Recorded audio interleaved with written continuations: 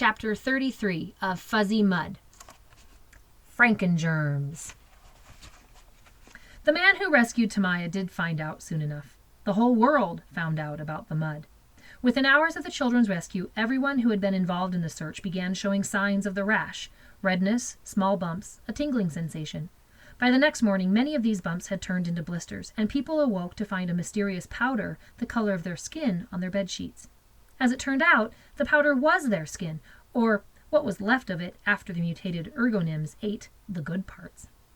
1 week after Tamaya, Chad, and Marshall were found in the woods, there were more than 500 cases of the rash in the town of Heathcliff.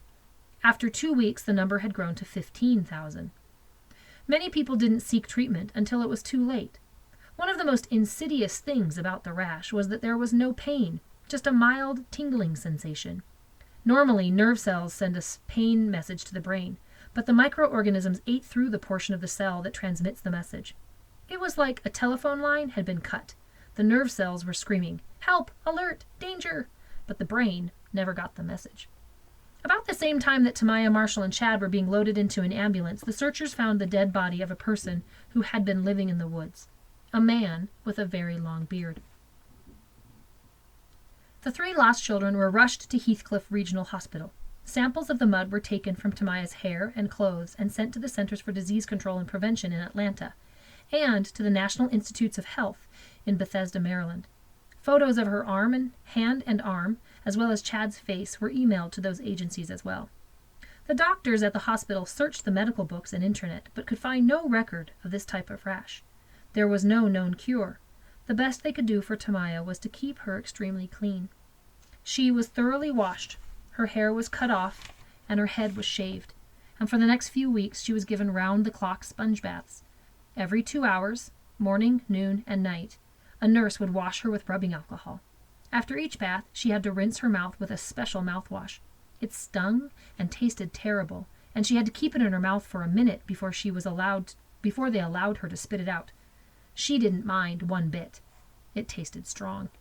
Her mother, and then later her father, came to visit, although they weren't allowed to touch her. She told them she was sorry, but they kept on telling her how proud they were of her. Later, as the epidemic spread through Heathcliff, all visitors were banned from the hospital, including her parents. She could still talk to them on her cell phone, which her father had given to her. Her vision didn't deteriorate any further. If she held her hand in front of her face, she could see it was her hand, but that might have been because she already knew it was her hand. Her doctor tried various other shapes and objects. She could correctly identify a circle, a square, and a triangle, but when he held up a woman's high-heeled shoe, she guessed it was a banana. She asked often about Marshall and Chad. She heard Marshall was doing fairly well, but she wasn't allowed to see him. Chad was in very serious condition. That was all she could find out about him. She was told that if he had arrived at the hospital even 20 minutes later, he probably wouldn't have survived. She never complained. Sometimes when she felt scared, she'd repeat to herself the 10 virtues that she'd been made to memorize at Woodridge Academy. Charity, cleanliness, courage, empathy, grace, humility, integrity, patience, prudence, temperance. Partly, she thought that if she was really, really good, then the rash would go away and she'd be able to see again. Deep down, she was also preparing herself for the worst. In case she didn't get better, she wanted to be able to face the world with courage, patience, and grace. She learned to recognize her different nurses, not only by their voices, but also by the sounds they made when they entered her room to give her another sponge bath.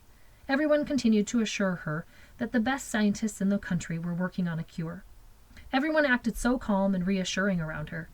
It was only when she talked to Monica that she found out that the rest of the world was totally freaked out.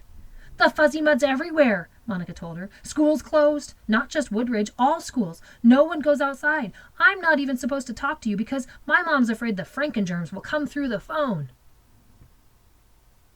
Everyone called it Fuzzy Mud, the term Tamaya had used when she had arrived at the hospital. Even the scientists, who could be seen throughout Heathcliff dressed in their hazmat suits, called it that. Dr. Humbard, a former employee of Sunray Farm, appeared on all the cable news shows, which was probably why the mutated organisms were now being called Frankengerms. The hospitals ran out of room, and schools were turned into rash treatment centers. Cots were set up in the classrooms and cafeterias. Sheets were hung to provide privacy for round-the-clock sponge baths. administered by dedicated nurses who also wore full hazmat suits. The president ordered that Heathcliff and the surrounding area be put under quarantine. No one was allowed to leave, whether or not they showed symptoms of the rash. The airport and railroad stations were closed.